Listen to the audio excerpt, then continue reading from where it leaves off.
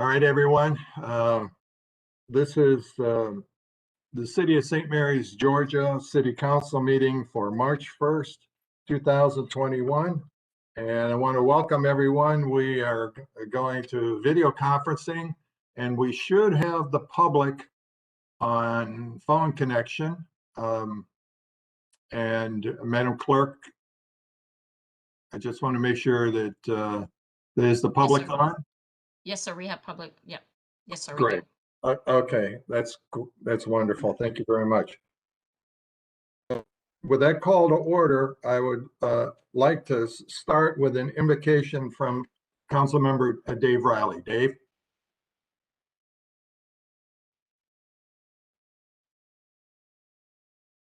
Thanks. Took me a second to find the mute after we put the agenda up. Please bow your head with me. Thank you, Mayor, for calling on me. And dear God, thank you for our beautiful city of St. Mary's and for the opportunity to come together, albeit virtually, to conduct the city's business during this devastating and debilitating pandemic.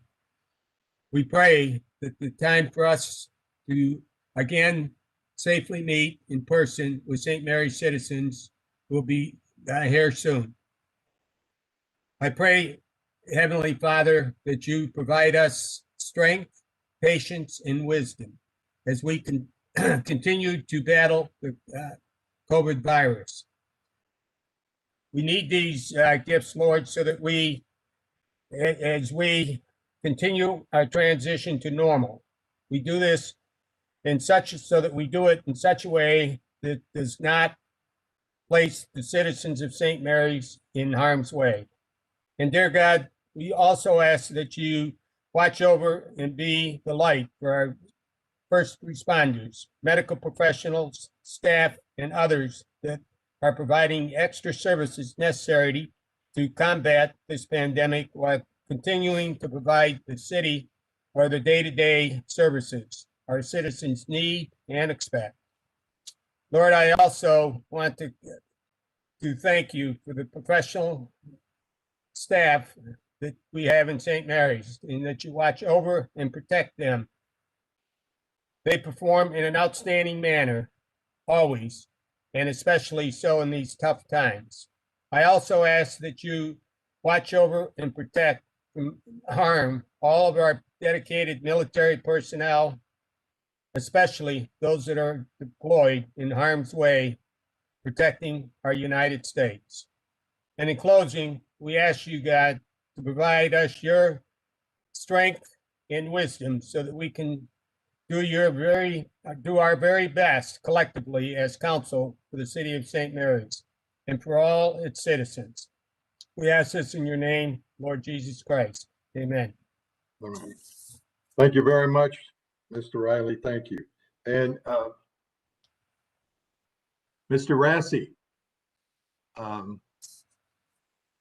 if you could do the pledge for us, please. Be honored to. Pledge allegiance to the flag of the United States of America and to the republic for which it stands, one nation, under God, indivisible, with liberty and justice for all. Thank you, Mr. Rassi. You're welcome. Madam Clerk? Yes, sir. Will you do the roll call for us, please? Yes, sir. Councilmember Jones, post 1. Here. Councilmember Goodman, post 2. Here.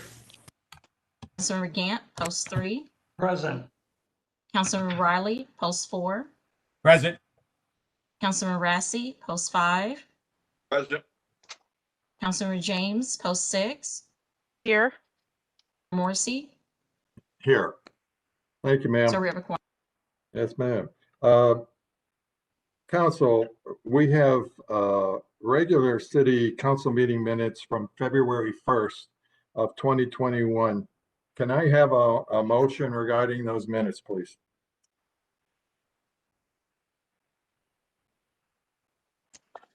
I'll make that motion, Mayor.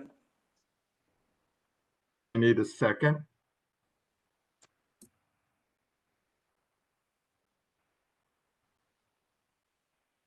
Second, Rassi. Okay, thank you, Mr. Rassi.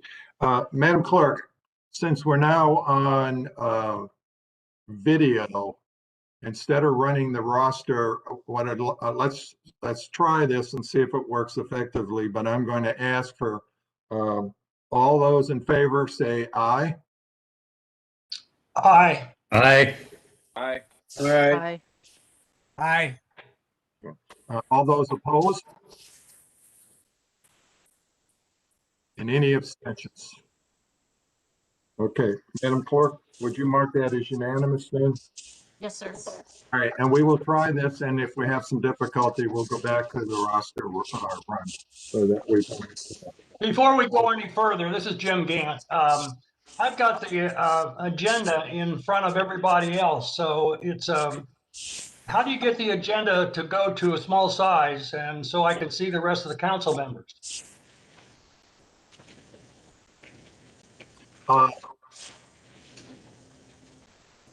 There should be, Jim, if you look at the top, on either side of the small videos, there are arrows pointing to the and you can scroll through if you want to look at a particular council person. Otherwise, apparently we can't get all of the council on the top screen. I don't know if they can reduce that screen, Madam Clerk. Hello, sir. Yes, ma'am. Can you reduce the screen so we can see more of the council? You can see the agenda in and out. But as far as the screen, I can ask Nicole to work on that.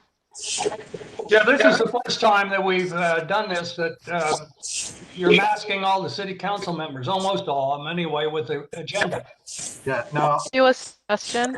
So if you go over to the upper right-hand side of your screen where it says layout, right-click that and then do side by side. And then so you should be able to see most of the council members on the right-hand side, and you'll be able to see the agenda on the left-hand side. Well, I see you now, Lisa, that's good, but I don't see anybody else. Okay, so let me just explain it again. So right-click on layout. Yeah. And then choose side by side. And then put your mouse over to the far right edge of where you see the agenda, and you'll see two arrows. Drag those arrows to the left, and that will make the screen where you see the participants larger. So you'd be able to see everyone.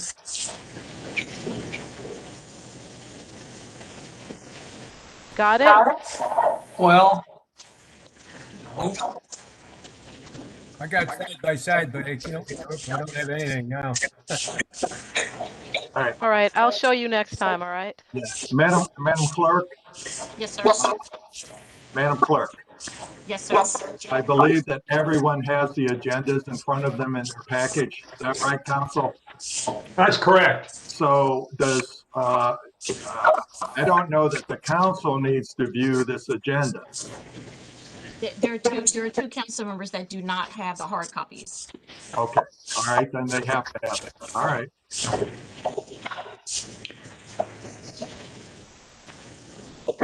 So we will, if you'll make a note, Mr. Horton, we can go through a tutorial for everyone so they can work on it. But you can scroll on either side at the top if you want to look.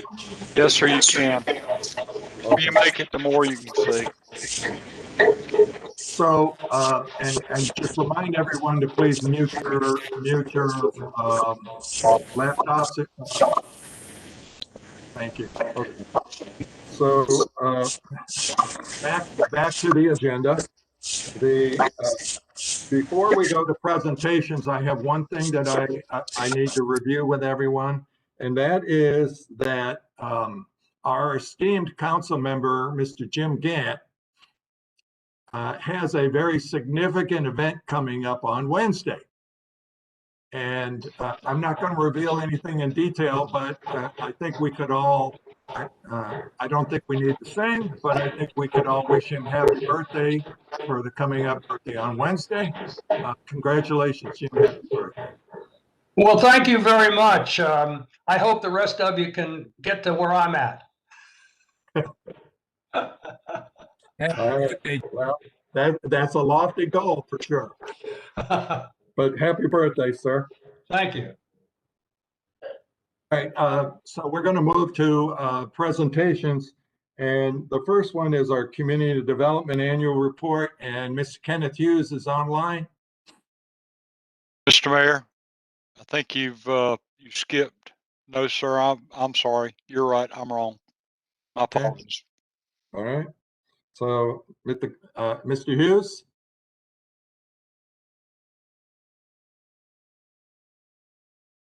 You were on before.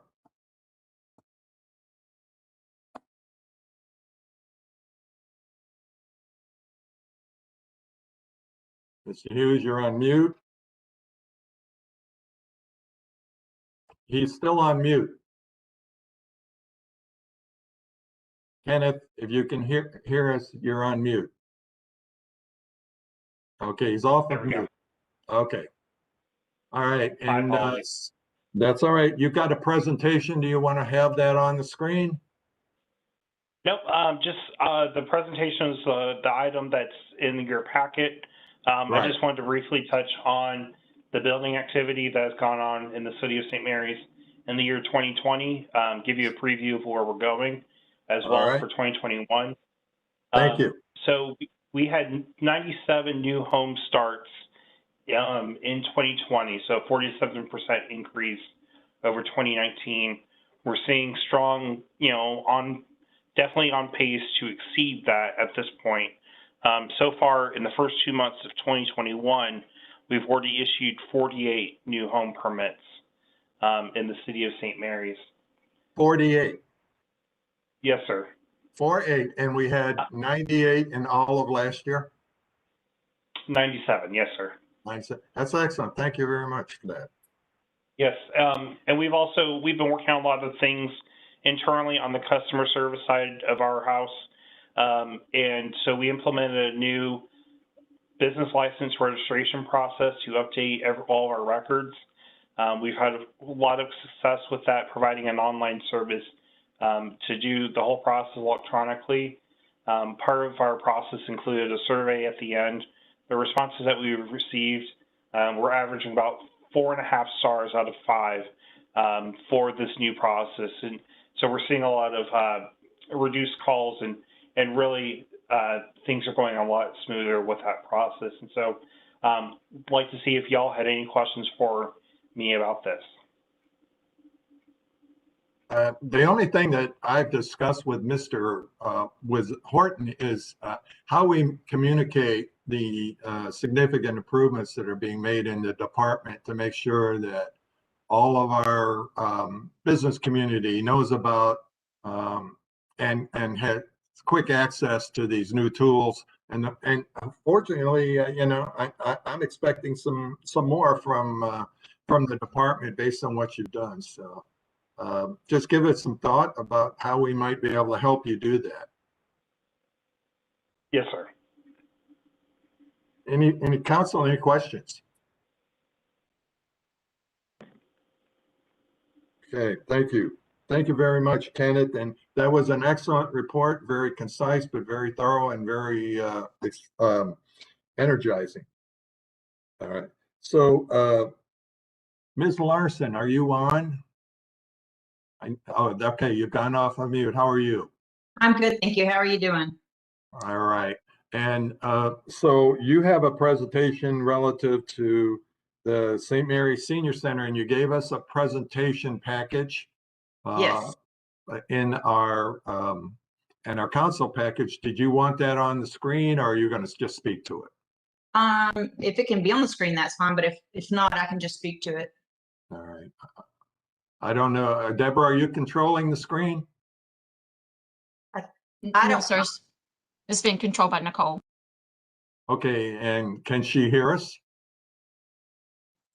Yes, sir. All right, so Nicole, if you can, we'd like to see the presentation from or relative to the Senior Center, if you can pull it up. Okay, she doesn't have it on her, so I'm just gonna go ahead and move forward, if that's okay. That's All fine. right. So we have, good afternoon, everyone. It's good to see your faces again. Just wanted to let you know that we have transitioned our senior center back over to 120 David Street. For a while there, we were working out of the cottage. And now that we've reopened partially, we're offering small group classes. We're keeping those classes to 10 or less, and that's so we can maintain social distancing. We are still operating the the curbside meal program through the cottage. And just so you know, we've polled pretty much every senior that comes through the line and that we talk to, and majority of them are getting their vaccines. Several have gotten both vaccines. Thankfully, knock on wood, no one's had any adverse problems. So we're really happy about that. So for our senior center safety, we do temperature screenings and questions before entry. We make sure that the 6 feet distance is maintained and enforced. Masks are required for members and staff. Hand washing is required, hand sanitizing when they get to the center, and then we ask them to sanitize before they leave.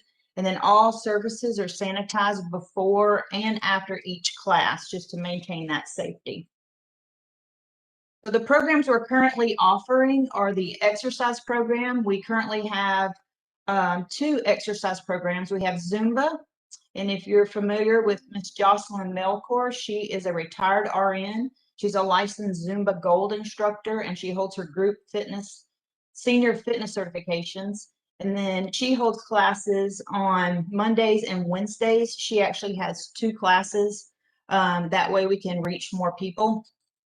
And on Thursday, we have chair yoga, just light stretching with Leslie Smith. Ms. Smith holds a personal trainer certification and is also a senior fitness specialist with the National Academy of Sports Medicine. We've also recently started our art program, and we've been having some really cool art retreats and laughter yoga. Heather Hutchinson is a certified holistic health practitioner, and her classes provide relaxation, mindfulness, and refreshment through the process of art making. For her first art retreat, members actually painted with their feet. It was really cool to see. They would actually put the paint brush between their toes, and they were able to paint some koi fish. You saw some of that in the presentation in the council packet. Okay. She also offers laughing yoga. So laughing yoga, basically benefits of laughter are lowered blood pressure. It reduces stress hormone levels, and it promotes an environment for healing. It works your abs, and it improves your cardiac health, and also helps strengthen your immune system. And I haven't been able to attend one of these classes, but I have seen it on video, and it's contagious. You find yourself just laughing. Laughter it promotes laughter with others. So it's a really cool thing. Right. So where are we going? We're looking for some additional programs, and just to note, those programs are currently being funded by the hospital authority. They have already approved to fund those programs, so they will be reimbursing us for the cost of those programs.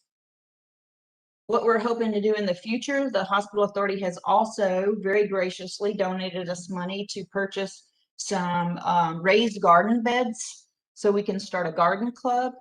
Garden clubs promote positive social interaction. It enhances well-being, and it improves dexterity. It also reduces symptoms of depression and helps with relaxation. They also approved the purchase of 15 tablets. We're going to use the Kindle Fire tablets, and these will be actually checked out by members who can't really come to the center. We have several seniors who are still they're staying very cautious and staying home, so they could actually check out these tablets, and they could use them for virtual classes, playing games with other seniors. And then also for the book club, one of our other programs, we've started a book club, and we're utilizing the St. Mary's Library for that. So that's been a lot of fun.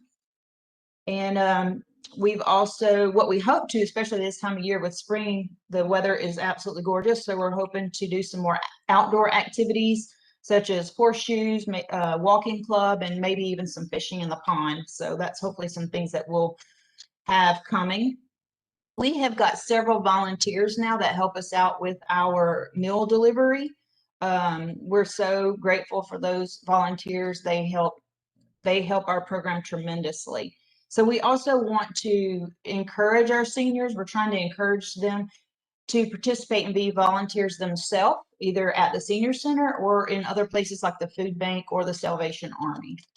So that's just some of the things that we've, and then educational programs, we're hoping to very soon be launching educational where we'll have health topic seminars, cooking classes, maybe even sign language classes, a foreign language class, that sort of thing. That's some of the programs we hope to be bringing forward very soon. And then we also, as we get ready to reopen, because we hope that's with the vaccine being more widely distributed, we're hoping to be able to open up to our seniors very soon. And the hospital authority also graciously donated money for us to upgrade our kitchen. So we were able to get a commercial dishwasher, a new warmer, new sink, and some serving tables to make it just a little bit easier when we do reopen to serve seniors. So that's pretty much what we've got going on over there. If anyone has any questions. Council, I got questions? Anybody you're on mute, don't forget to take yourself off of mute. Anyone has any questions? Donna, the presentation was very nice. Thank you. Thank you. I don't know if we'll have that online for citizens to be able to view at some point, but I think that would be really encouraging. And the size of the meal program right now is really very encouraging, that when we start back up, we're going to have as big, if not bigger, attendance than we had when we had to close. Yes. Okay. All right. Oh, Mayor, I have a question. Maybe I was away but did you give a number of the participants that you usually have, an average? For which activity? For the entire center, daily activity. Well, at the curbside meals, we're serving around 80 a day. The programs we're keeping to 10 or less. Most of our Zumba classes, the second class is generally always full. So I would say all in all, we're serving for the small group classes around 10 to 15. And then the art classes are just starting to get, word's just starting to get out on that. So we're averaging in the yoga, laughter yoga, that's averaging about 5 or 6 right now. Thank you. You're welcome. Anyone else? Well done. Donna, Very thank Yes. you for all you're doing with the seniors. That's very important you. for our community. I appreciate it.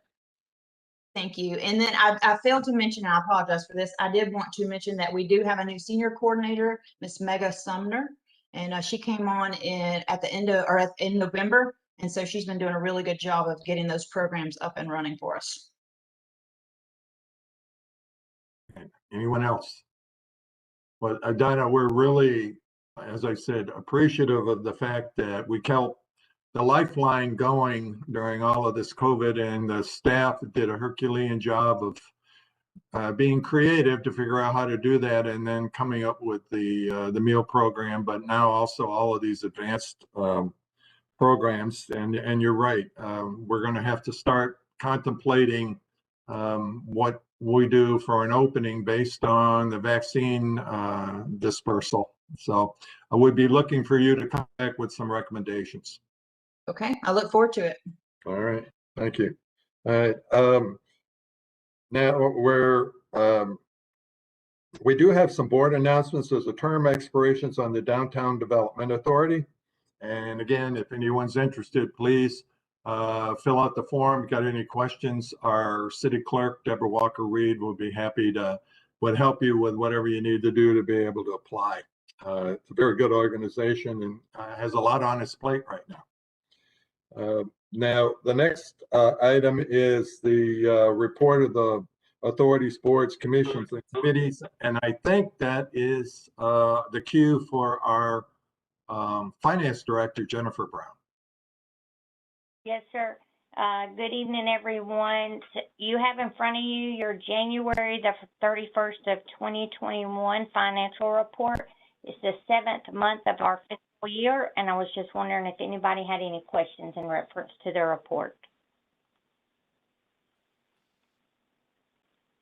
I see that right now the general fund is very similar to what we have seen in the past. So our resurgence is staying strong. So that's good. We'll be looking to make sure that that's going to continue over the next 6 months in particular till we get to the end of the fiscal year. But that's good news. And I think we did get a very substantial franchise fee check from Georgia Power, and we're most appreciative for our partners at Georgia Power for that.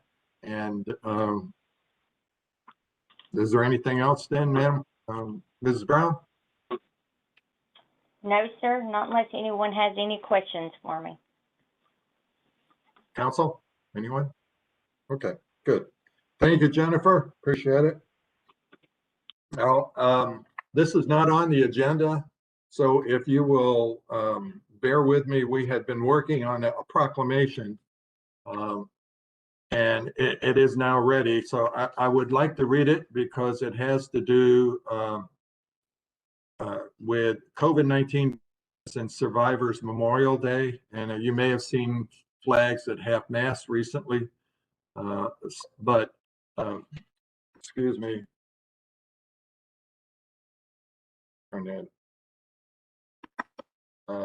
Whereas the first Monday in March has been designated as COVID-19 Victims and Survivors Memorial Day, and whereas COVID-19 is an illness caused by a virus that can transmit from person to person and is spread around the world, creating a global pandemic that is having catastrophic effects on human life, our community, and our economy.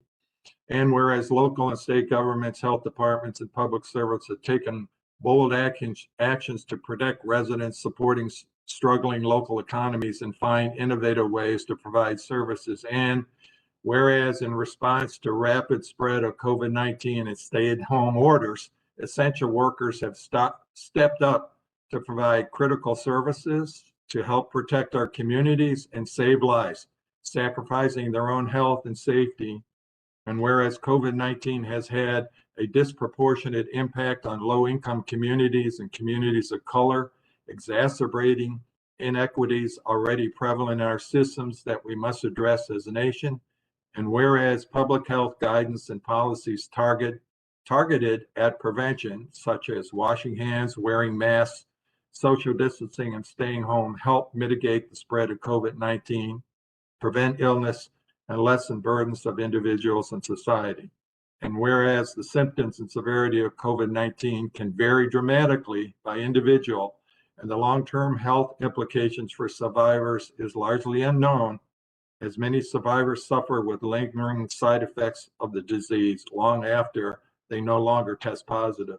And whereas each life lost to COVID-19 mattered and leaves a hole in the hearts of loved ones, family members, and surrounding community, I therefore proclaim Monday, March 1st, 2021 as COVID-19 Victims and Survivors Memorial Day.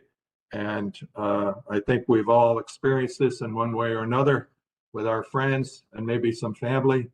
And we thought it appropriate to follow through with what many of the municipalities, counties, and states have done in recognizing the 500,000 victim mark for COVID-19. So thank you for your understanding and your patience on that. So with that, I'd like to move to set the consent agenda. And so council, if you could, we have no old business, and we have a number of items under new business. The first is a discussion regarding in-person council meetings.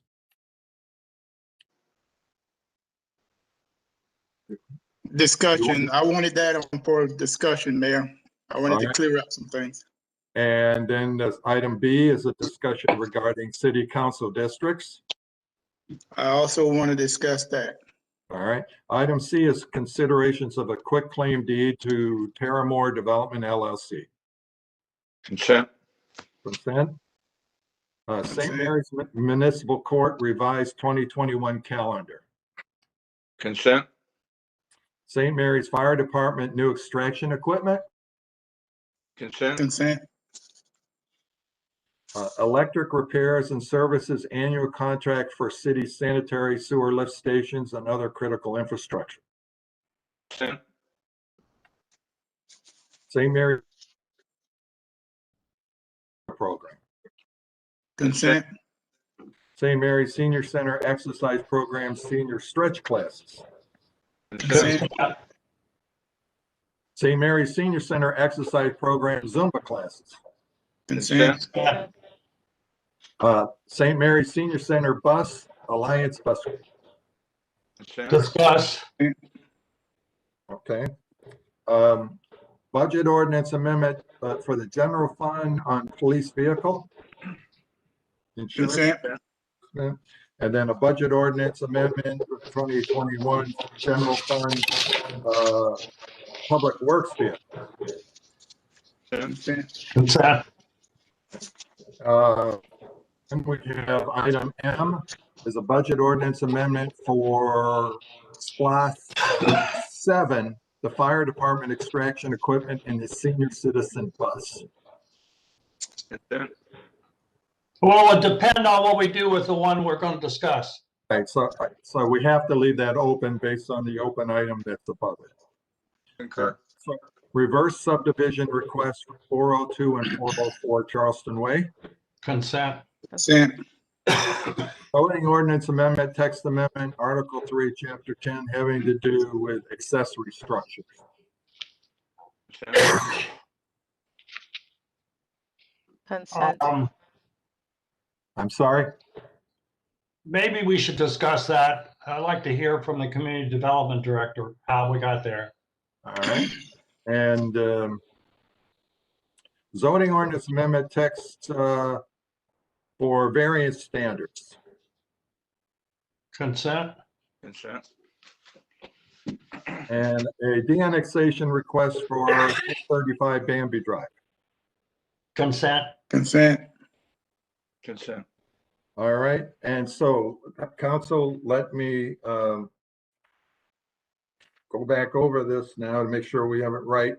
All right. Our consent agenda consists of no old business, and new business would be item C, D, E, F, G, H, I, K, L, N, P, and Q.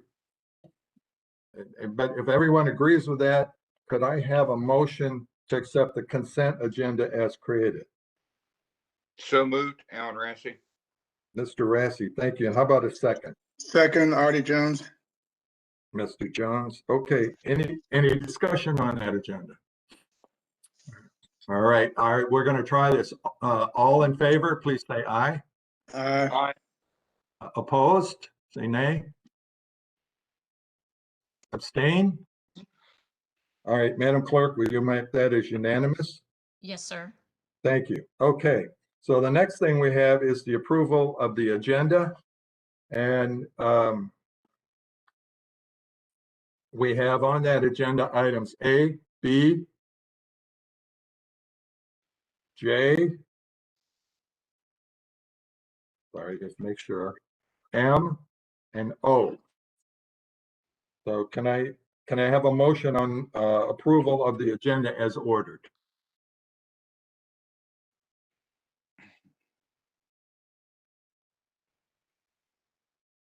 Move to approve. Mr. Gann, how about a second? Second, Alan Rassy.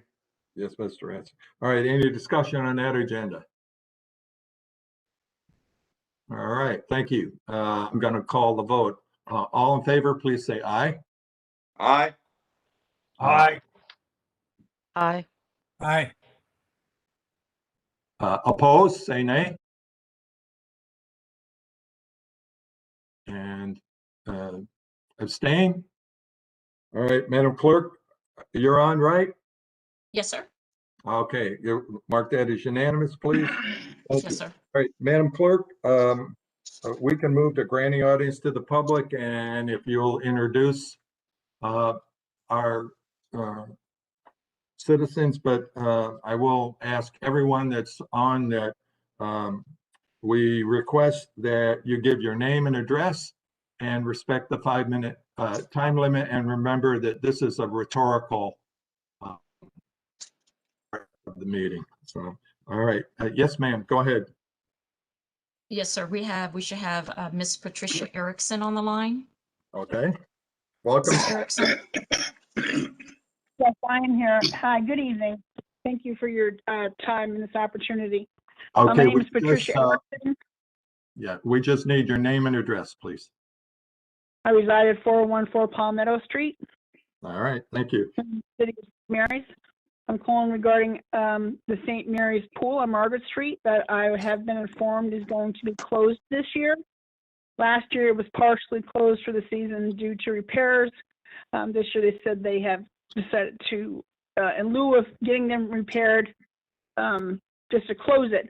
I believe this would be a huge disservice to the community as it serves children, adults, seniors. It's local here in the community.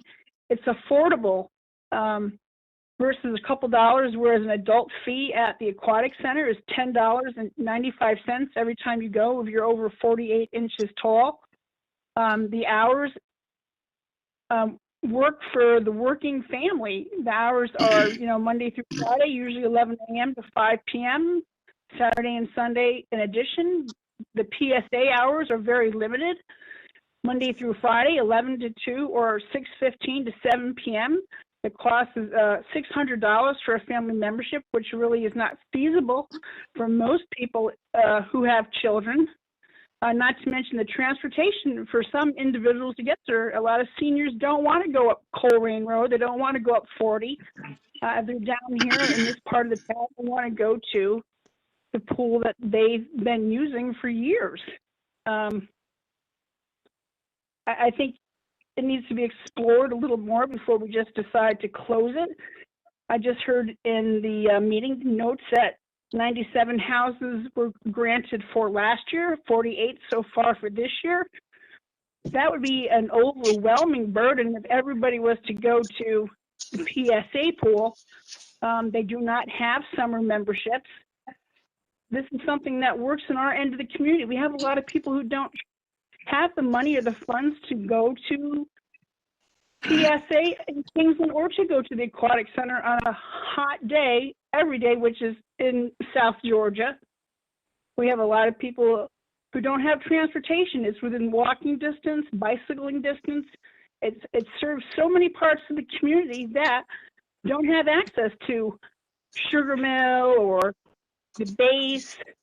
I really just believe that it needs to be explored a little bit more before we just decide to close something that has been here in the community, promotes families, togetherness, promotes health. Not everybody is in an organized sport. A lot of these kids, all they have is a summer pool during the summer, and I think that we really need to explore this before we just decide to close it out.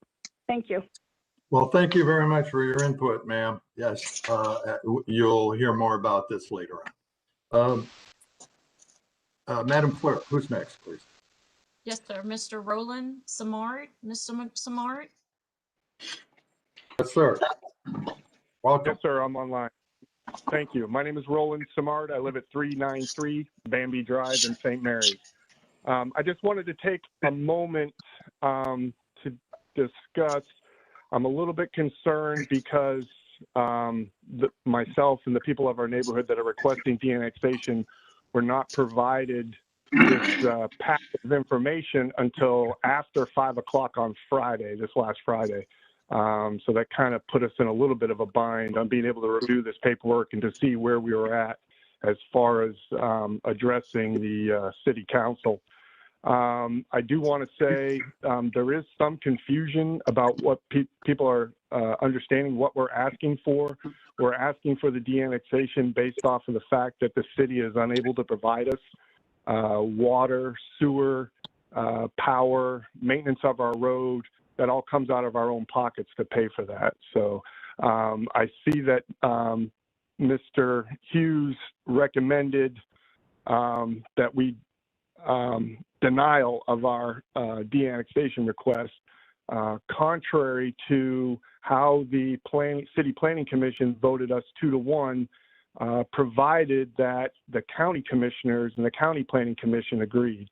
So we've already met with the County Planning Commission and the county commissioners, and they all agreed unanimously that de-annexation was acceptable for them and to bring us back into the county.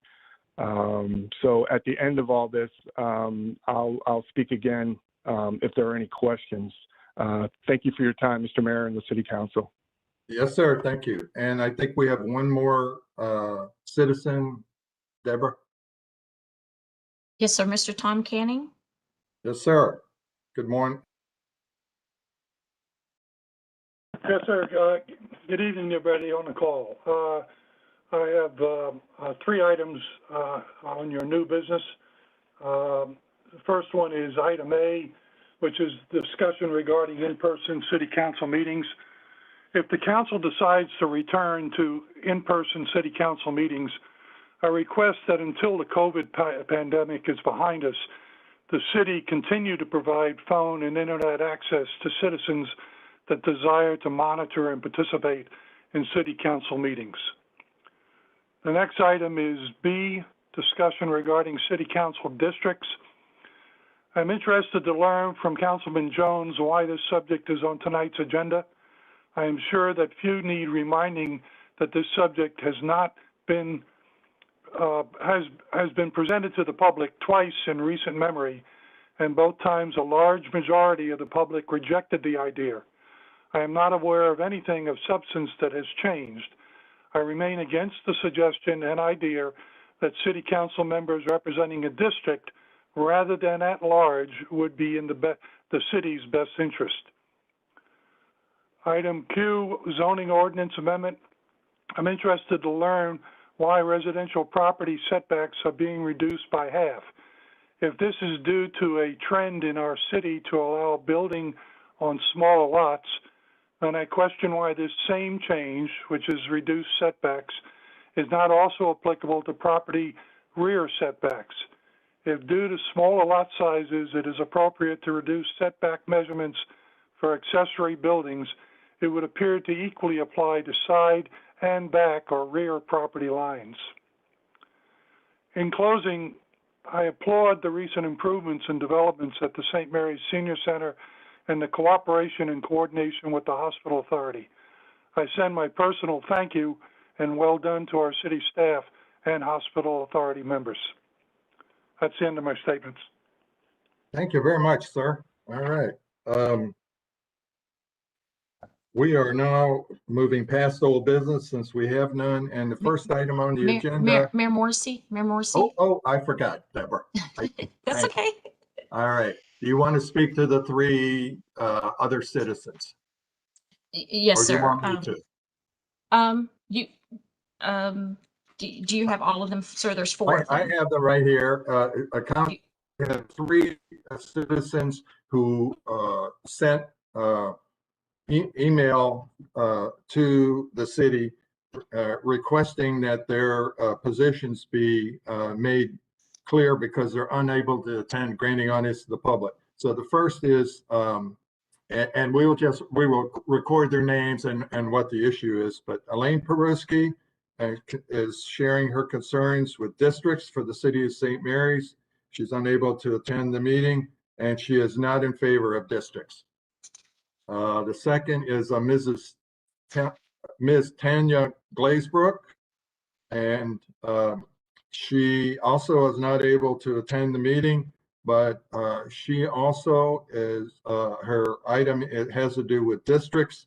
And she is wanting an understanding of why this has been brought back up. And excuse me for reading here for a minute, but it has, and she is not in favor of districts. And then I have a last one from Ms. Alexandra Kearns, who doesn't understand why the districts were brought back up. Again, I'm sorry, I'm speed reading. I thought I had my notes better organized. And she too is not in favor of districts. So again, those are three people that could not attend. They asked that their positions be put into the record. We do that through granting audience to the public. Is there anything else? Yes, sir. We had a Miss Patricia Mudge contacted me this afternoon, and she stated that she would request that council support the repair and opening of the pool at the St. Mary's Rec Authority Park on Margaret Street. Okay, so if you will properly record those under grant to the public. Yes, sir. All right. Thank you very much. So now we can move past old business to new business. The first item is a discussion regarding in-person city council meetings. Mr. Jones. Thank you, Mayor. As I go about the city and visit other cities, I've been approached by several people that ask, why is the city of St. Mary's so afraid of everything? How can, and one of the biggest groups of people that talked to me was at the Mardi Gras. I went up there to do some things to help and support, wore my mask, did what I had to do, and I left. I instructed them, or at least I told them without getting anybody in trouble or trying to throw the mayor or the city council under the bus, that this pandemic is not over. You know, we're at the point where we can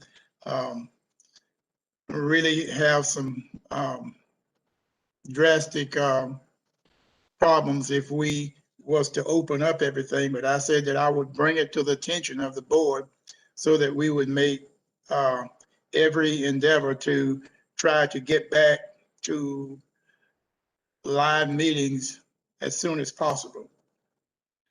It doesn't mean that I'm for it or against it.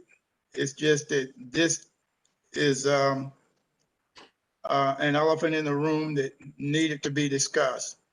And this is a lot of the things that I'm hearing on the street. All right, council, we're in discussion, so who would like to go first? This is Dave Riley, Councilman Riley. I'd like to just make a couple comments, if I might. And first off, you know, like probably most of the other councilmen, I look forward to the day that we can get back to meetings and sit there and see the constituents out there in front of us and hear their comments direct, and also be able to talk with them. And but I think if we want to do this, and I'm in favor of taking a look at it, I think that we ought to task the city manager with perhaps taking a look at what the state requirements are, what the governor is requiring us to be careful of. You know, also how we could safely arrange our facilities so that we could safely meet to conduct a meeting in person. I think there's great value to the in-person meeting and gives us a chance to see each other as well as to see the public and hear comments directly. But you know, we're a long way down the road. We've been very fortunate in most cases. In St. Mary's, we have had some deaths, I know that, and that's unfortunate, but several other places have not handled the situation as well as we in St. Mary's in the state of Georgia overall has. And so we're more fortunate from that standpoint, but we need to be very careful as we proceed and make sure we do it safely. And I'd suggest if we want to do this, and I for one think it's a good idea, we should task the city manager and his staff with figuring and out how we can do it safely. Over. All right, who's next? And remember, you're on mute, so if you want to get off and speak, please do. Anyone? Well, I certainly support what Councilman Riley just said. We need to take a look at it. I have my doubts because I think about the council chambers, and the council can't sit on the dais because it wouldn't give you your 6 feet. So the council has to come down on the main floor, keep a 6 feet spread, and then the attendees would have to be 6 feet spread too. And so I'm not sure, well, I kind of doubt that we can get many people in there. Now that's just my visualization. So that's why I think tasking the city manager to take a look at this and see what we would need to do in order to maintain our spread that we are obligated to do makes sense in that particular council chambers. All right, thank you. Who's next? Mayor, I'd like to go back again and reiterate what I said. And I agree with both David and Jim. Everybody want to get back to normal. I know we have a lot of young folks out there that's criticizing us because we didn't have parades and a lot of things that we could have had to make life normal again. But they don't understand that this thing is real. And I think it was Councilman James that told me, you know, just about the average person on the board is about 70 years old. And we all have to kind of protect each other. It's not that we don't want to do some things, but we have to look out not only for our interest, but the interest of the people that we serve also. All right. Well, since you injected something that I said, let me go ahead and go first, go next. So what I was saying actually was that based on the average age, that most of our council members probably have already had their vaccination. So, but I have not because I'm not in that age group. So, but what I wanted to also say is that this is about transitioning back into normal phase. So I don't think we need to necessarily, you know, we're not going to start out as we were before. It's going to be a transition. So maybe there's some type of hybrid situation where the chamber is in person, I'm sorry, the council members are in person, and perhaps the citizens can continue to join us by video. But again, that's up to the city manager, could probably look at that. But I think the best example that we can give for our citizens is to show them that we are back at work, and back at work means in the chamber. So that would be, you know, what I would have to add. All right, anyone else? This is Councilman Rassi. I appreciate what all my council members shared up to this point, and I do truly respect the older council members and their wellness, and but I am eager to get back into council chambers and work with my fellow council members so we can promote wellness in a productive way to grow our city and show them that we're ready to move past this point, even though we're still in a pandemic. So I'm ready to meet, and I look forward to the day when we can meet face to face. Thank you. All right, thank you, sir. Anyone else?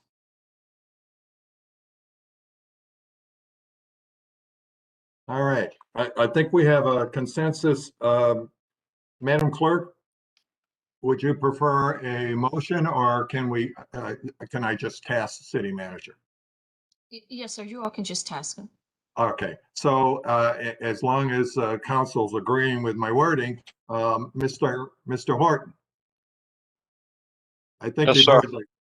heard the council members. We'd like to task you with reviewing what kind of protocols and arrangements would be necessary for the council to begin in-person council meetings again, and what kind of materials, equipment, et cetera, would be necessary, and then to what degree, as council member James said, what's the configuration to be able to have that work between all of the different electronic options. So whether or not you can do that at the next meeting or the meeting after that, we leave that up to you to be able to figure out what the timing is, but is it clear enough as what the task is?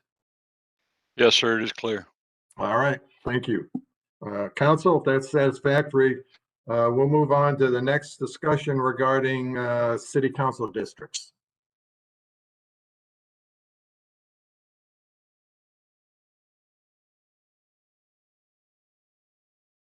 Mr. Jones, you're on mute. Can you hear me, Artie? We can't hear you, Artie. Okay, how about now? Yes. Okay. Again, this is another elephant that's been in the room for a while and it keeps coming up, and I've had to give some history lessons to some people that just moved into the area because they saw these little signs, you know, district, go to districts. And I just want to let the general public know that in the late 1990s, the city drew up a district map and they had voting. Well, they had one district. I mean, I consider an embarrassment the way it was drawn up. It was the worst piece of legislation that I've seen. Anyway, they got back to the regular way of voting at large. And I did some research and I found out that some things need to be legal before you can even start on that. Right now, and I talked with an attorney about this, legally, we would have to get a 2020 census. There was a map that was put out in 2014, and it showed 6 equal districts with the mayor being elected at large. But even if we did that and got the 2020 census, I don't think that the city council need to take a part and yay or nay to that. I think it would probably need to go to referendum and allow the people to decide, because they're the ones that ultimately involved in this. But 2014 was when this came up again about district votings. So I just wanted everybody to be aware of what went on in the past and the reason why so many people are against it. And they were talking about the Black people and how it would affect them. The district that they had,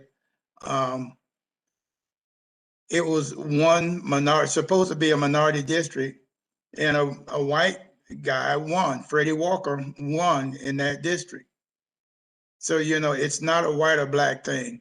It's a thing where people just wanted equal representation. But, you know, my thing is to bring things to the table and let the entire board and the mayor hear what I'm hearing. Okay, let's open this up for discussion. So who would like to go first? Remember, if you're on mute, you need to take yourself off mute.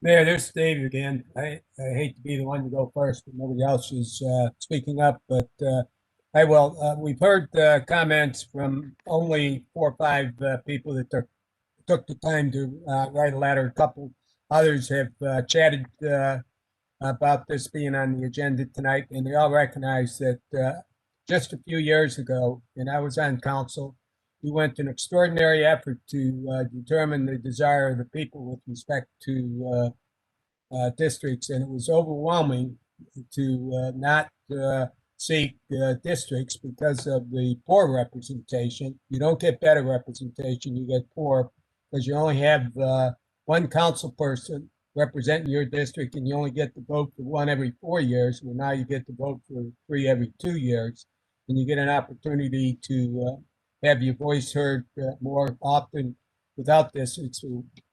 Much, much too small of a city to seek districts, and to pursue districts in any fashion, again, I think would distract the city from the important business that we have going on. So I'm adamantly opposed to considering districts. Over. Yes, sir. Who's next?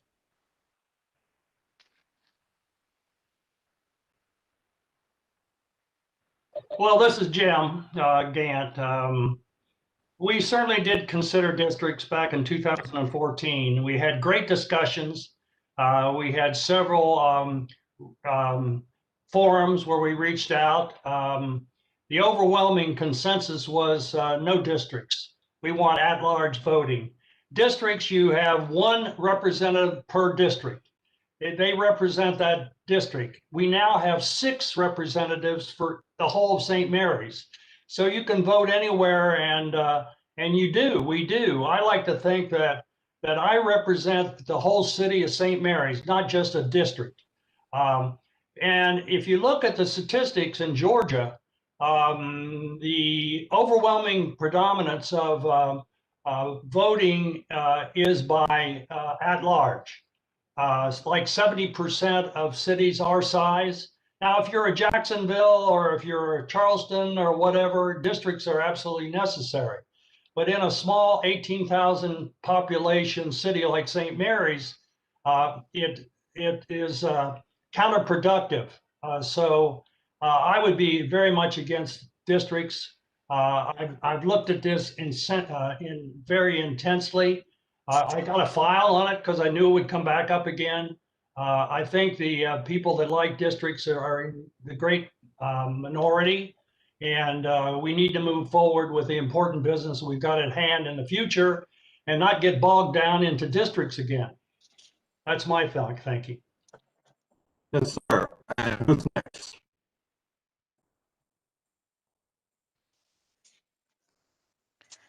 Anyone? Well, I'll go Thank you. next. So obviously there are pros and cons on, you know, on both sides. And, you know, we all have, I think, a personal opinion as to whether or not districts make sense here. I'm not going to go into my personal views in detail, but I feel like what this is saying to me is that we have citizens that do not feel that they're represented, and they have 6 people that are representing them.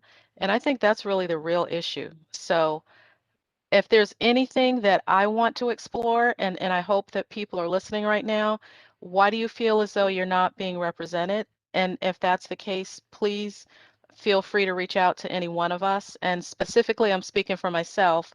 Please reach out to me if you feel like you're not being represented. All right. Thank you, Ms. James. You're Who's welcome. next?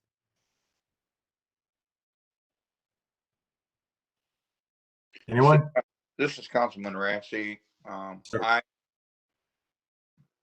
have spent a lot of time thinking about this, and I've talked to many citizens, the majority of whom have already been through this process of trying to decide whether to do districts or not.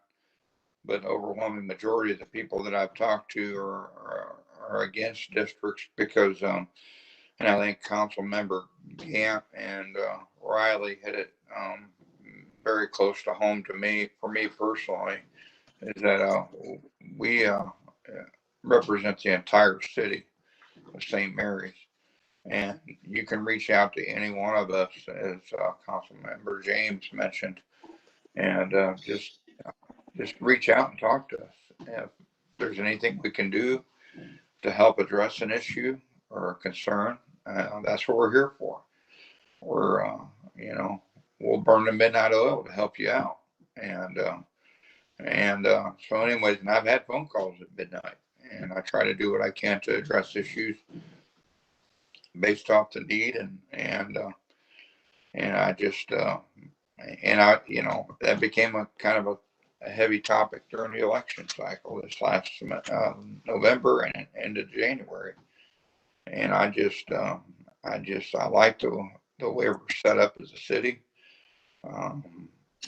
It's like that old television show Cheers, where everybody knows your name, and we do get to know everybody in our city, and we want to get to know each and every one of our citizens,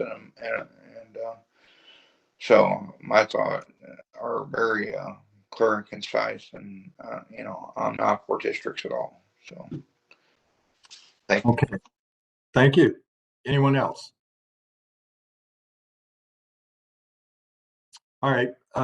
If I could, I'd like to pick up on what Ms. James said relative to making sure we reach out.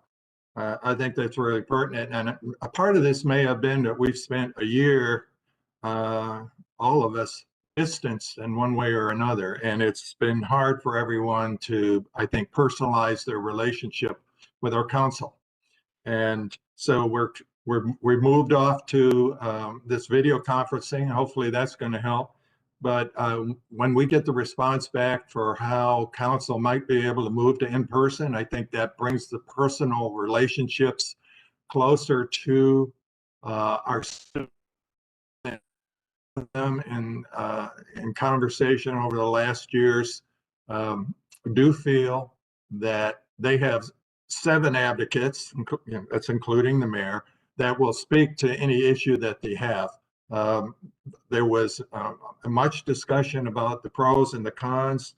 One of the things, obviously, as the mayor, that I really look to is our future and the strength in being united and having a voice, because we obviously have significant challenges for economic development, because the competition throughout the state is keen. And we need to be able to be as powerful and have as strong a voice as possible.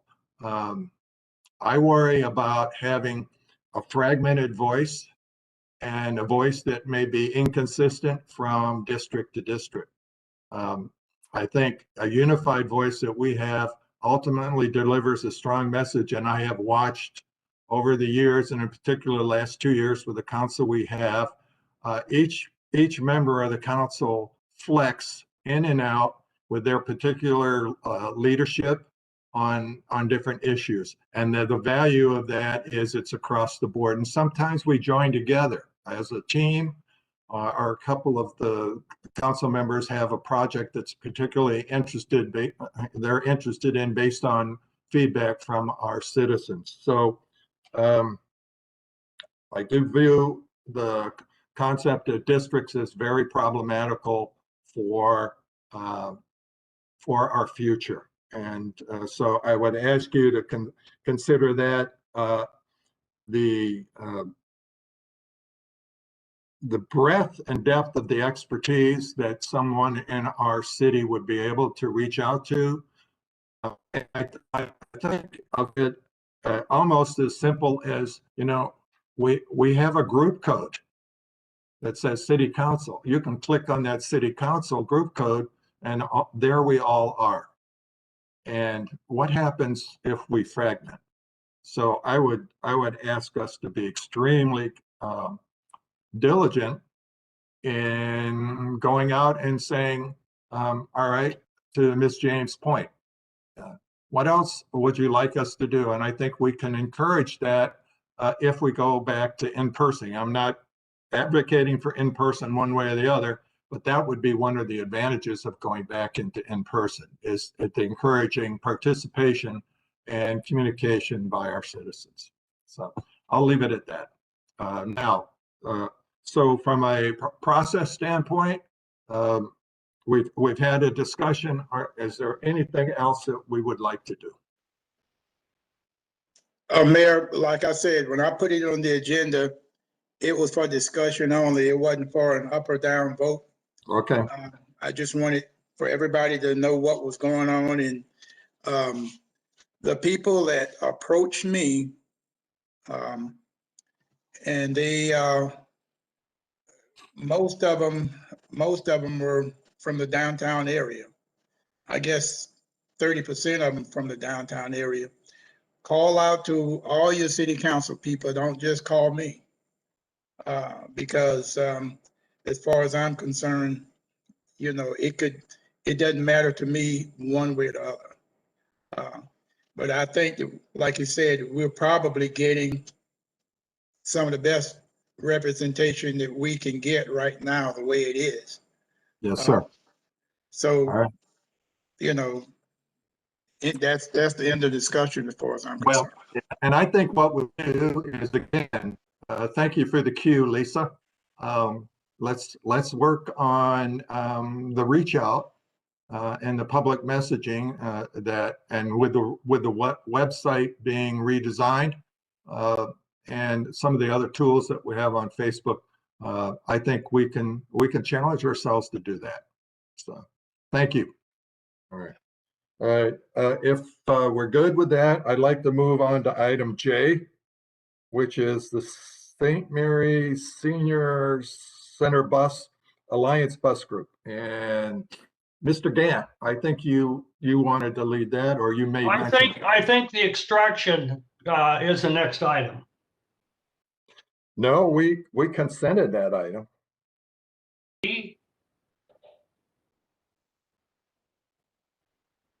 Item E, we consented it. Oh, okay. I did not hear, if somebody made an exception, I'm sorry. I didn't hear that. Yeah, I accepted, but that's all right. That's fine.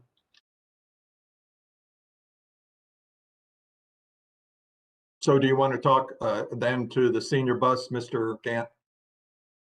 I would, it's a lot of money and it's certainly for a good cause. I'd like to ask, did anybody take a look at a lease or any way of maybe getting it a little cheaper? Maybe that's not the right word to use here, but we got to start thinking about monies that we can put aside for the swimming pool.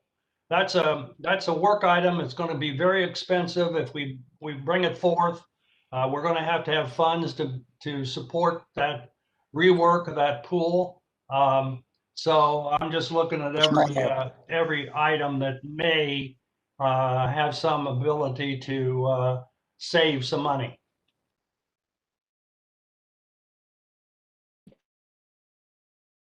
Okay, Mr. Horton? Yes, sir. Ms. Larson is online, but I'll try and answer a couple of those questions for you. We backed off. We've actually looked at a lease. We've actually looked at the CRC. Is that right, Donna? Yes, And correct. both of those would actually end up costing us more in the long run or lock us into money for a longer period of time. The bus that we're recommending actually carries, we could go with a cheaper bus, but it doesn't carry enough people and doesn't have the accommodations that we're looking for. The one that's being recommended can carry up to 12 people and have handicap accessibility. It also has seat belts, which we don't have in the current one. The current bus is got well over 100,000+ miles on it. It's got some mechanical issues, and this is the direction we wanted to go. Don, if you want to add. Just another thought. Did we look at what we can get in salvage value for the existing bus? That is the plan next. Once we get approval for the being able to sell it, then we'll get it evaluated as possibly using it for trade. I have no other questions. All right, anyone else? Donna, did I miss anything? I just want, Okay. I just wanted to say, you know, I understand Councilman Gantz want to cut costs and everything, but I don't want to cut costs at the expense of our seniors.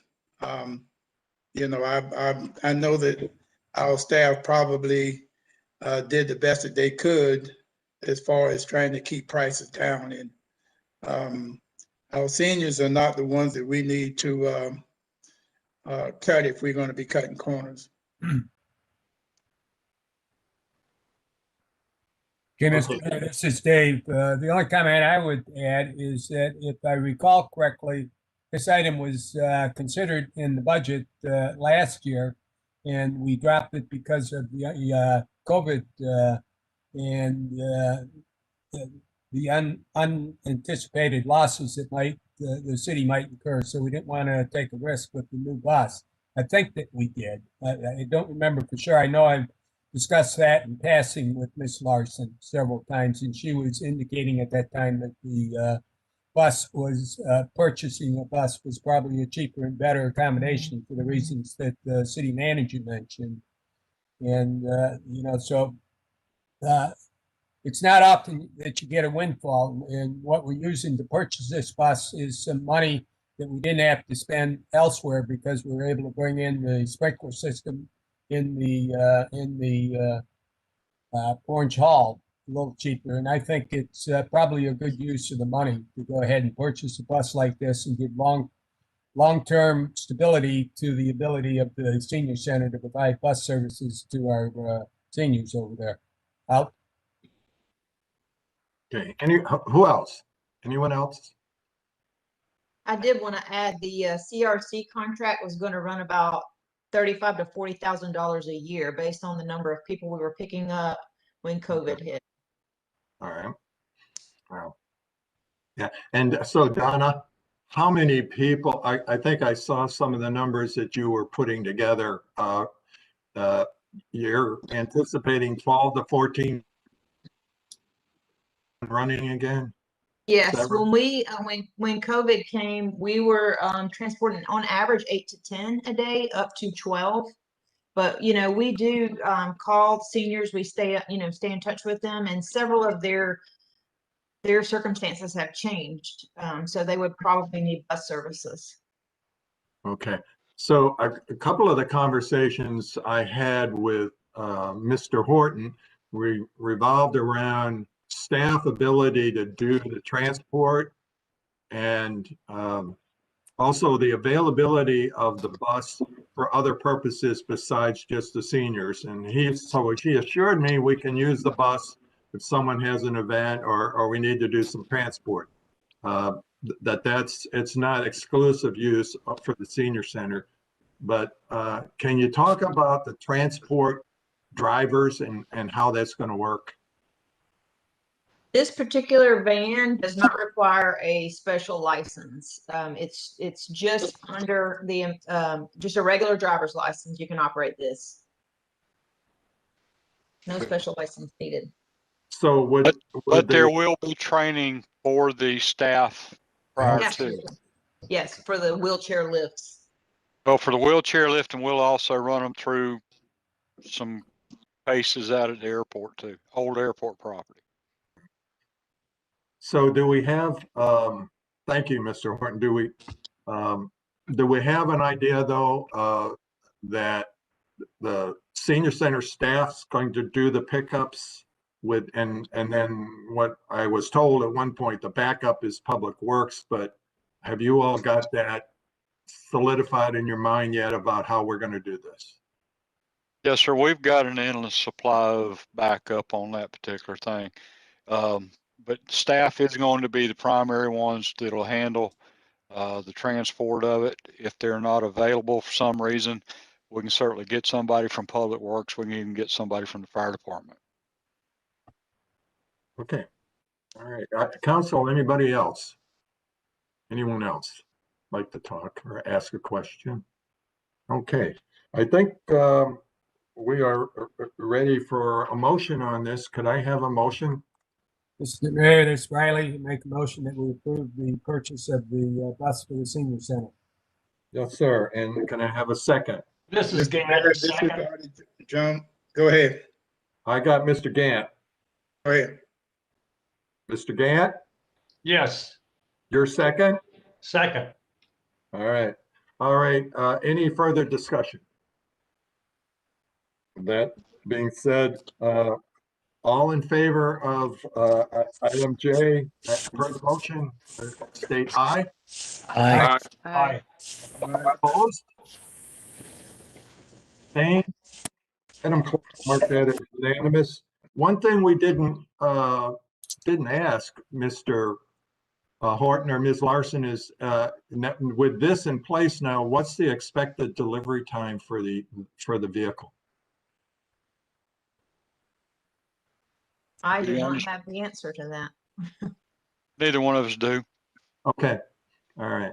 What, from a framework of months to a month, or could anything even, don't want to even A hesitate lot that? of times they have these in stock, but I don't know what the circumstances are of this particular one.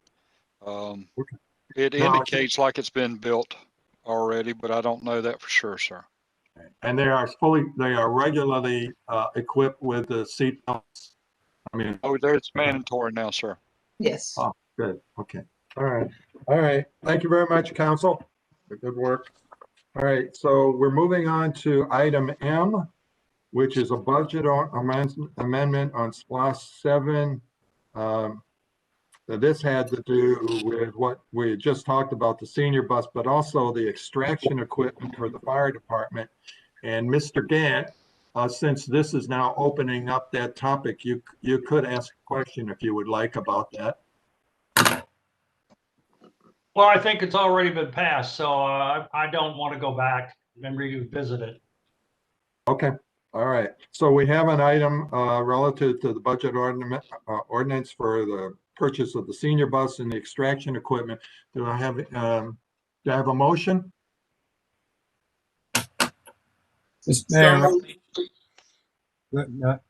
I'll second. All right, so I think that was Mr. Jones. Yes. Okay, and then I have a second from Mr. Riley. I'm sorry. So any further discussion about this? All right, that being said, all in favor, please state aye. Aye. Aye. Aye. Aye. Opposed, say nay. Abstain? Madam Clerk, are you there? Yes, sir. Yes, All sir. right, you mark that as unanimous. Thank you very much, council. And so now we have item O, which is a zoning ordinance amendment text having to do with accessory structures. And I think, Mr. Hughes, I see you're off of mute, ready to go. So council, you have some questions about this? I think someone did. I'd like to hear the community development director discuss it. Particularly, do we have a setback for an alley? If there's an alley, is that changed? It's still 15 feet. And these are pretty big buildings. So when you put them closer to the lot lines at 7.5 feet, what are you going to create? So I think we've talked about this before, but just to refresh our memory on what we're doing here and why. Yes, sir. So to answer the first part on the alley question, that would remain at 15 feet. The language here states that it's for non-adjoining a street. Alleys in this instance, if they're open to the public, they're considered streets under city ordinance. Really what we're looking at is currently when we're looking at some of these accessory structures, if you drive all around town and you start to take a look, you're going to notice a lot of the smaller accessory structures really do sit very close to the property line. There's a lot of what we call non-conformance out there, properties that don't conform to what we have on the books as the rules. Generally, those are things that, are under 200 square feet, are 10 by 12 kind of sheds. While they don't require a building permit, the ordinance does require them to be in compliance with the ordinance as a whole, and that includes that 15-foot setback. So in order to bring some more properties back into conformance and really take a more practical look at what people are doing and why we have this rule, it was one of the things I noticed early on that should be addressed by City Council and the Planning Commission to have a kind of more common sense kind of rule. You'll notice in a lot of districts, especially our newer residential developments, most of them are normally planned developments that we have, and a lot of them already have an exception for accessory structures that are smaller. For instance, Sugar Mill has it where they can be 5 feet away from the property line. That's a rule that's already on the books, but it doesn't apply universally throughout the R1 district. So we'd like to really bring that in across the residential districts to allow that. The International Residential Code and Building Code don't require any kind of fireproofing if you're at least, that 7.5 feet off the property line. In fact, their focus is at 5 feet and less, requiring fireproofing. So when we're looking at it from a public safety standpoint, we're still able to move around the building in order to protect it safely. So that's kind of the impetus for this amendment. Okay, who's next? Or who would like to go first? Excuse me. Anyone else? Anyone that's on mute that didn't mean to be on mute? Okay, Mr. Hughes. Just, yes, sir. And this is as much for the public that's listening in. So when I did my math, a 300 square foot accessory building is 17 feet by 17 feet. So it's essentially could be a full 2-car garage, albeit it's fairly tight. So I just want to if you can fit 2 cars in that garage, you're a better driver than I am. Well, I did actually do own garage, and the opening is 16 feet from one end to the other. It doesn't leave much on the sides. You just have the studs. But really the purpose is to make sure the council has a perspective on the size, the max size. This is not to say that people will have a 300 square foot building, but it is 17 feet by 17 feet is the max allowed. And a lot of them are probably going to be just those tool sheds and your lawnmower shed that's out in the back, I suspect. So it's definitely, I think, having a 500 square foot accessory building 5 feet away was problematical. So this 300 feet and 7.5 feet distance is much more compatible. But as Mr. Gantz said, part of my thought process was, what was the thinking in place for the existing ordinance? What, is there something inside of that we ought to make sure we've considered before we move to a change? And that's, I don't know if you have that answer or not, but because I'm sure it was well before your time, but quizzically, you have to say, why would that have been designed the way it was? Mr. Mayor, I might be able to answer that.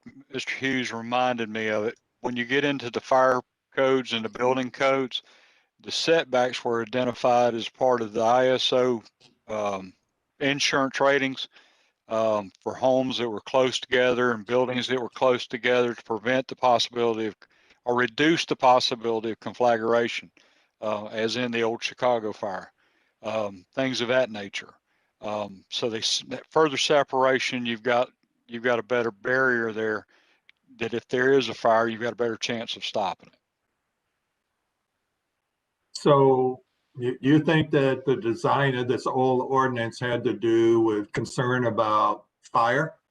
It played a large factor in the design of all the codes during that time period, about the time this thing was written.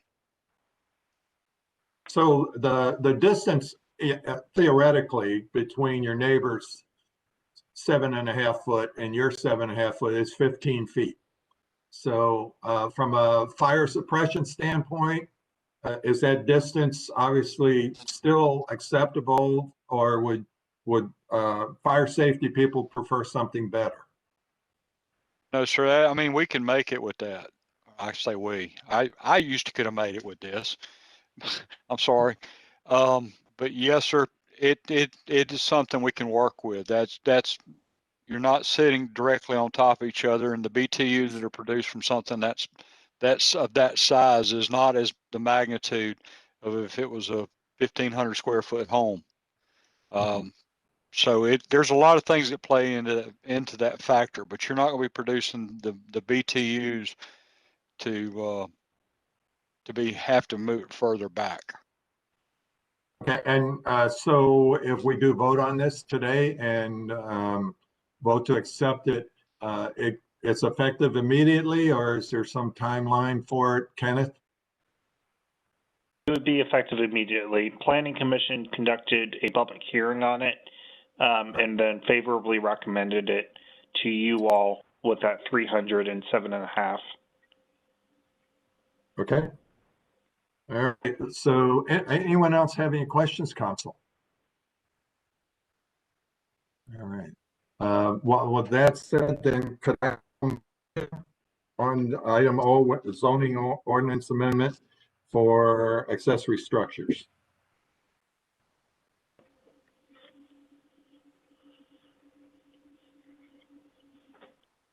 Mr. Mayor, Mr. Riley, I make never approve square foot. Thank you, Mr. Riley. And I have a second from Jim Gant. Mr. Gant. Thank you. All right. Any further discussion based on any of the comments? All right. Thank you very much. All right. Council, all in favor, say aye. Aye. Aye. Aye. Opposed? Aye. Aye. Okay. That was Miss James. And I couldn't hear who the second one was. Mr. Rassi. Mr. Rassi. Okay. And abstain? Okay. So, Madam Clerk, Yes, sir. we have 4 yays and 2 nays. Oh, no, I didn't say nay. I said yes. I was a yay. Sorry. Oh, I'm sorry. My apologies. Okay. Mr. Rassi, are you a nay? Yes. Okay. So just to be clear then, Madam Clerk, we have 5 yays and 1 nay from Mr. Rassi. Is that correct? Yes, sir. Okay. And we have nobody who's abstaining? Okay. Madam Clerk, then record that 5-1 as stated. Yes, sir. All right. Thank you very much, Council. All right. So that takes us to of the city manager. Yes, sir. Mr. Horton. Good evening, all. Short report this evening, but we've been working real hard with JDA on the agreement for the Cannery Mills project, aka aquaponics, for the 70 acres on the north end of the runway of the old airport site. We're hoping to have something for council in the upcoming meetings, one of the next couple of meetings. We've also been working, speaking of the airport, we've been working on the RFPs that we recently brought in. We've even had DASM review them with a recommendation, but we should be having an executive session at our next council meeting to present to you for further discussion and a decision. So that'll be moving ahead. For those of you that haven't been down to the waterfront, National Park Service has begun construction of their new docks with the ferry service. They're moving very quickly, and we're real pleased with what we're seeing. We hope to see it completed in the upcoming weeks. Staff has also been working on a plan to deal with the littering issue all around the city. Hopefully we'll have something to present to council in one of the upcoming meetings. Other than that, that's where my report lies for this evening, Mr. Mayor. All right, thank you. Mr. Horton, Yes, sir. this may be out of order, but I think given the input from our citizens and some of the input we've received at the city, I'd like us to do a tasking to review options with the PSA director relative to the what I call the old pool. The ball fields where the PSA is doing some considerable construction. And I think if we were to come back with what are the conditions and what are the options if we were to try and keep that pool open, what are the costs and how would it be financed? And then we can bring that back to council and we can start some discussions since, it's, I think it's a topic that's near and dear to a number of people. And if we can do that in the next meeting or the meeting after that, prior to the season getting ready to start. And I think I remember the PSA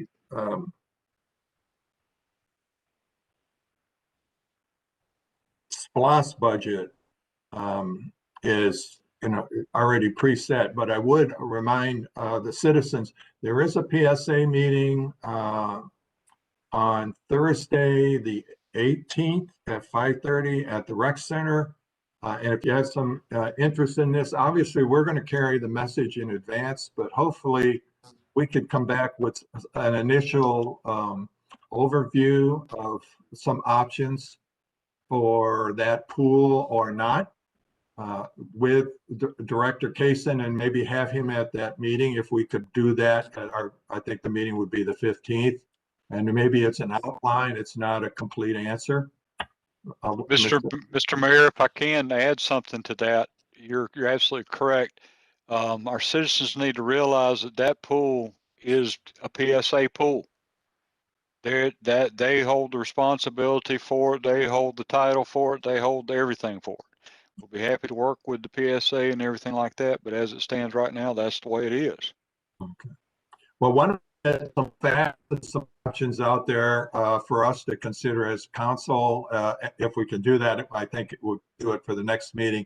And again, maybe have Mr. Kaysen available to talk to us about that. And then if the public wants to follow up at that meeting, it would be that Thursday right after our meeting. I think it would fit nicely if we could do that. Yes, sir. We can. I wasn't saying I wasn't going to do any of that. I just want to make sure the public understood that it was a PSA pool and they need to voice their concerns to the PSA as well. Yes, sir. Okay. I might add, and this is Councilman Gant, that we've heard about this at a very late date. The first time I heard about it was, I think, this last Friday. It sounds like it's significant repairs to that pool.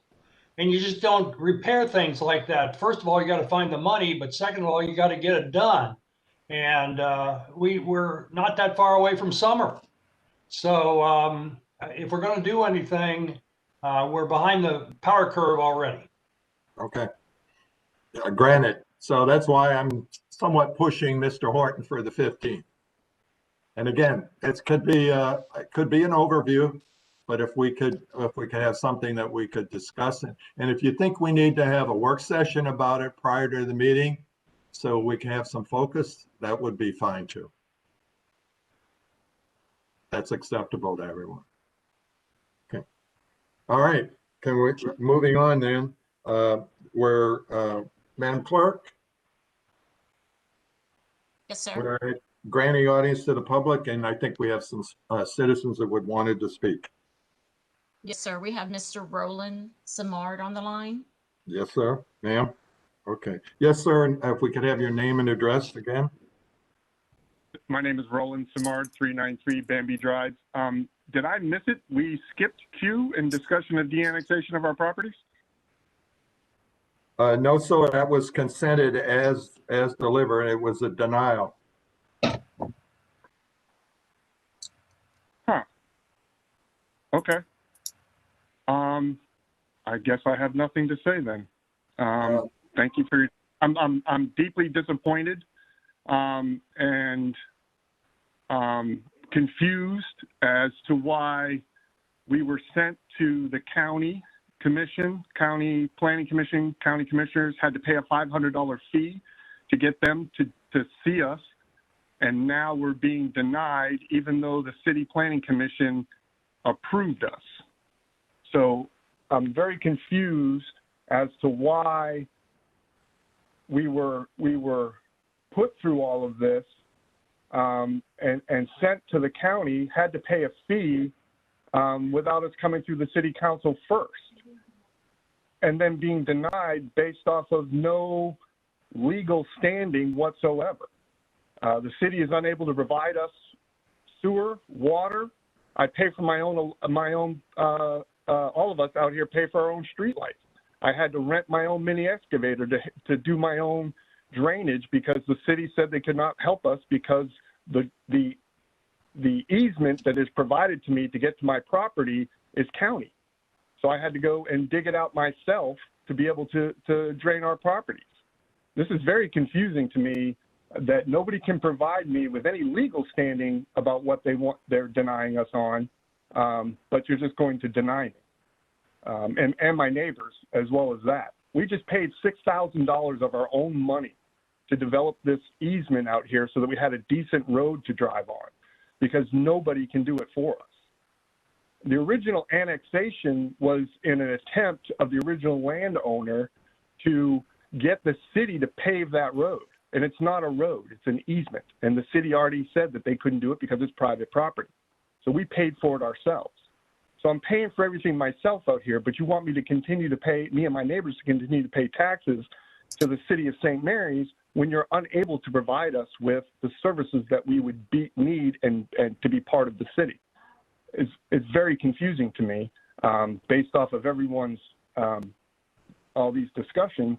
And I know if you look at this thing, it shows this plat, we don't have a road accessing us. I can't get to my property via city land. I have to drive over county land to get to my property. It makes no sense to me why you guys denied us. It's very, very disappointing. Thank you for your time, Mayor. Yes, sir. Mr. Horton? Mr. Horton? Yes, sir. All right. Let's follow up with this particular item and get back to the citizen. And I'll speak to you tomorrow about what we can do to help clarify the questions. All right? Yes, sir. Thank you. Madam Clerk, I think we have one other person on Yes, sir. the line. Yes, sir. Mr. Tom Canning. Yes, sir. Mr. Canning, could I have your name and address, please? Yes, sir. Tom Canning, 410 Point Peter Place. I appreciate the explanation regarding the setback for accessory buildings, but the question remains, unless I've overlooked some other articles, you've adjusted the setback from 15 feet to 7.5 feet for the side property line. I guess the question I was trying to get at, if you do it for the sideline, why don't you do it for the rear property line as well? I mean, the logic seemed to apply equally one to the other. Thank you. All right. Mr. Hughes, I see you're off of mute. Could you speak to the question from Mr. Canning?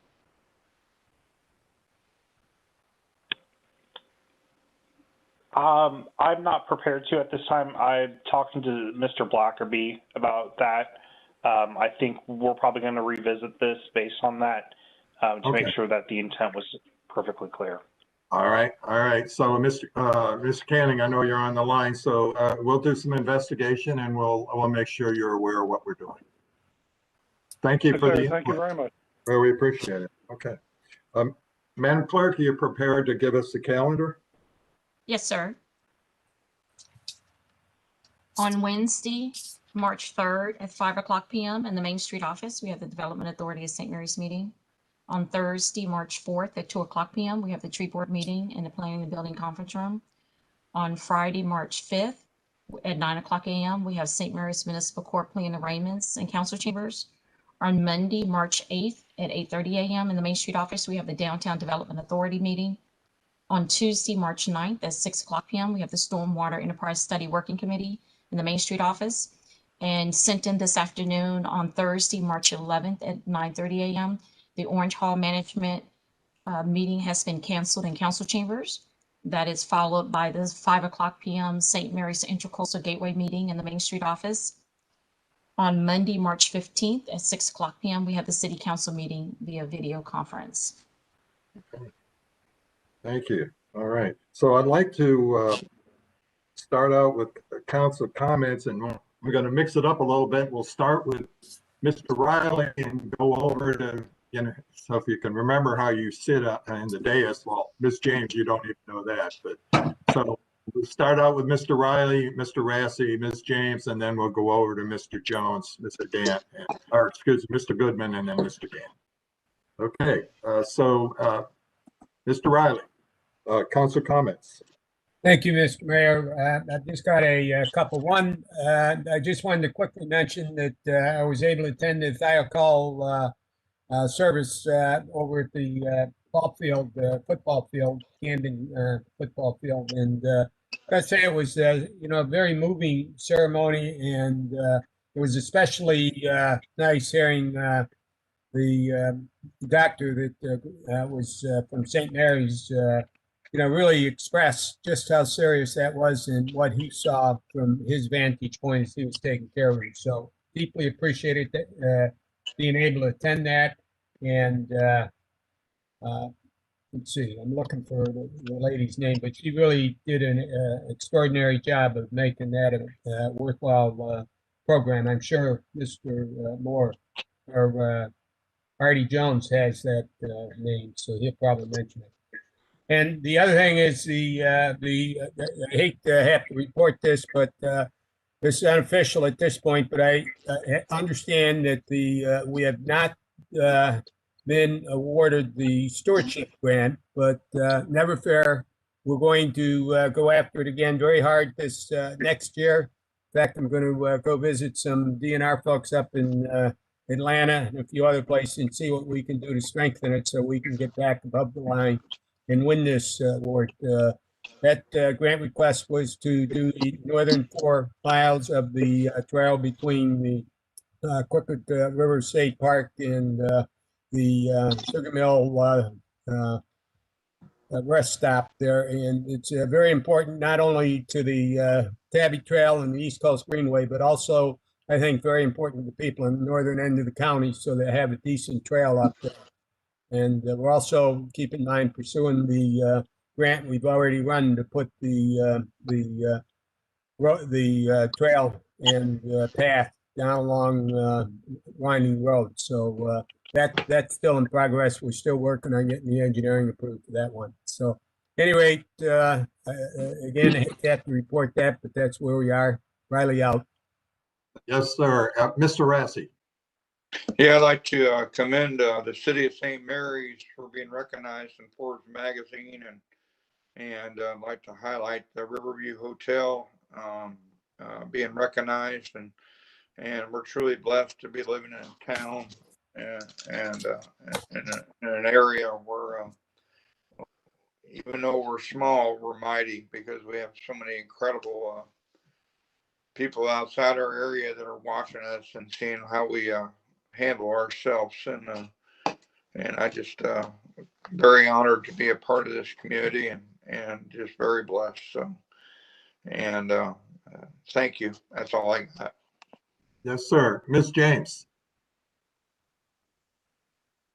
Yes, sir. So first off, we'll be able to attend the Thiokol Memorial service on February 3rd. And actually, the curator of the Thiokol Memorial Museum is Janie Everett. And she has done a fabulous job there.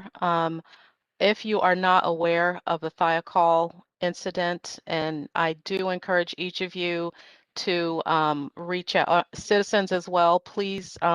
There's a museum in Kingsland and it has a lot of information, and Miss Janie is a very good, she does a very good job of relating the oral history of that Thiokol incident, and it's a very important, I think, to our community to be aware of our history.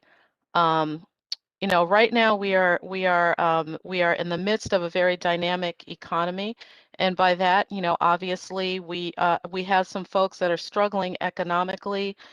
We have some that are doing very well. We're in the midst, I think, and we have been going through some stormy political discourse. We also have, of course, been dealing with a global pandemic. And some of the issues that we talked about earlier today that we discussed, I believe are all a result of just not being able to maintain and build relationships. And I feel like as a public official, it's my job. I think it's all of our jobs.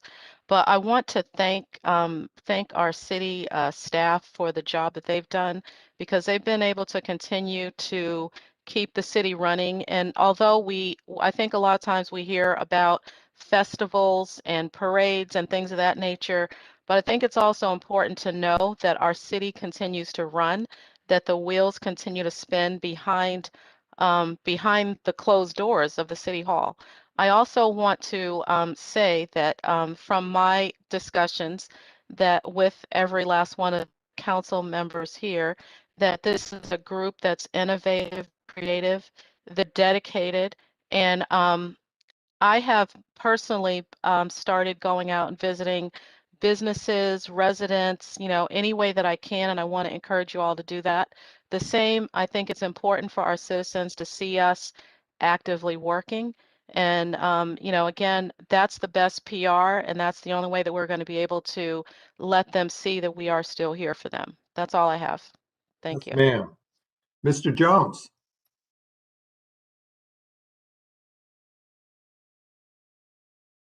Thank you, Mayor. I just want to kind of thank Lisa for bringing out the information about the Thiokol 50th anniversary.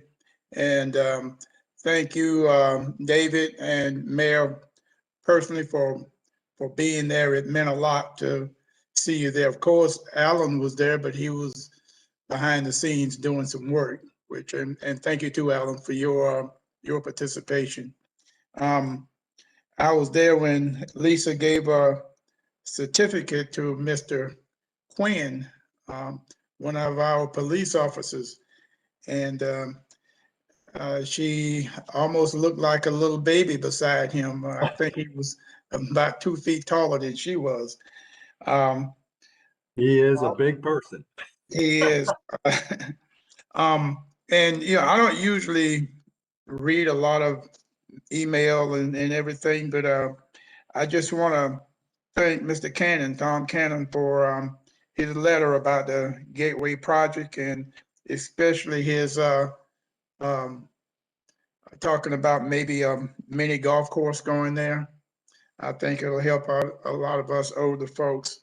And Alan, you didn't say anything about it, but as you see, I got my Wildcat hat on. I want to announce that we have a new old coach that just came back. Coach Herron decided he's going to come back and help fill the stands again. So we have a lot of great things going on. And I would also like to thank the city staff. I forgot about this. Janie told me to make sure that I thank the city staff, you too, Robbie, and everything that they've done to make the 50th anniversary a success. And Ms. Deborah Walker Reed, she gave me a magazine, one of the books to give to you. So I'll try to get that to you within the next day or so. Thank you, Mayor. Okay. Mr. Goodman? Thank you, Mr. Mayor. I would just like to continue to uphold our city employees for the job they're doing, keeping us safe. I appreciate the consideration given to the matter of meeting in person. No one would enjoy being back up there with everyone else any more than I would. Maybe Alan Rassi would. Alan's more of a people person than I am, but I miss my colleagues. I miss the interaction with our citizens. But I have to tell you that I am one of the persons that is more at risk, and I kind of like, the fact that I may have a few more good years left. And I really want to do what I can to protect myself and my family from, anything that I might bring back from a meeting with them. On a kind of a side note, the fountain at the Meeting Street area where the former Rosenwald Camden County Training School for Black children was located. It went down, and Mr. Greg Marks, I don't know what he had to do to get it going. I just know that when he did it, if it wasn't cold, then it was sand nets. And at any rate, it was mucky water to be dealing with, but he put that fountain back in good working order. And Mr. Marks, if you're listening, or someone, please tell Greg Marks, we appreciate your efforts. That is not a city responsibility, as I learned, but it is something that reflects on our city, and it's beautiful day and night.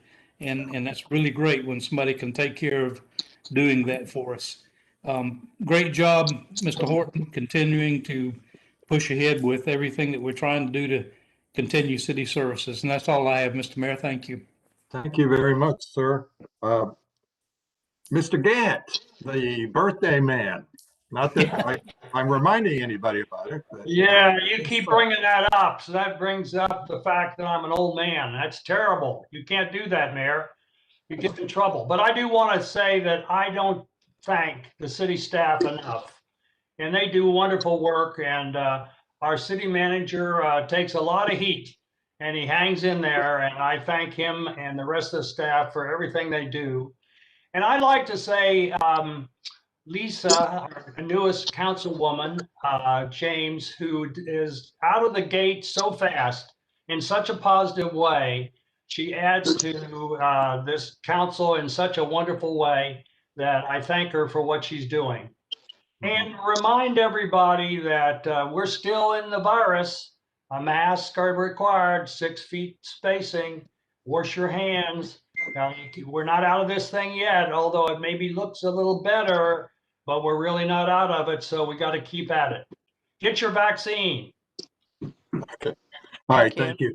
All right. And so I'll just wrap up. If everyone will have a little patience with me, I want to say that Greg Marks and Janie Everett are both forces to be reckoned with. And if anyone has the opportunity to work with those folks, I enjoy their company. They are not only impressive and admirable, but they're a lot of fun to be around. So I would encourage you, if you can, to meet them in your, now that the water's coming out of it.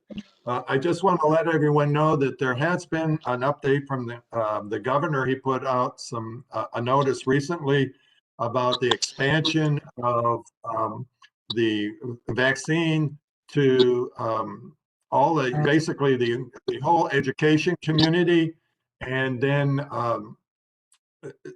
anyone with serious handicaps, regardless of age. So there's an incremental increase in the distribution of the vaccine. So that's very encouraging. And I think that starts March 8th, if I remember correctly. And then on a sad note, our councilman, Sam Colville, who was on up until a couple of years ago, his wife Penny passed away last week. And so the council and all of us keep Sam and of course Penny in our thoughts and prayers. And I just wanted to make sure people knew that that had unfortunately happened. And yes, Angela Wigger has come through again, and she just distributed the notice about the Forbes magazine article, which we can hopefully get out to everyone. So there's the link. And then the other thing, we're following a bunch of bills that the Atlanta legislature is piling through. They have, I think, until the 8th before it's crossover. So there's quite a bit going on. Some of it involves, for us, council, the digest and the way the digest can be changed. And I've spoken to county leadership about that also, and our representative, Stephen Saints. So we'll stay on top of that. But I just want to thank everyone for our first effort out this way, and I think it went pretty well. We'll fine tune it, and then we'll see what our next steps are. So with that, can I have a motion for adjournment? Moved, Alan Rassi. Yes, sir. In a second, Second. Ms. James? I think. All right. All in favor? Aye. Aye. Opposed? Abstain. Madam Clerk, you record sir. that as unanimous. Thank you, public, for your time and attention today. And council, thank you very much for your time and attention and your hard work. Thank you, staff, for getting us ready. Good night, everyone.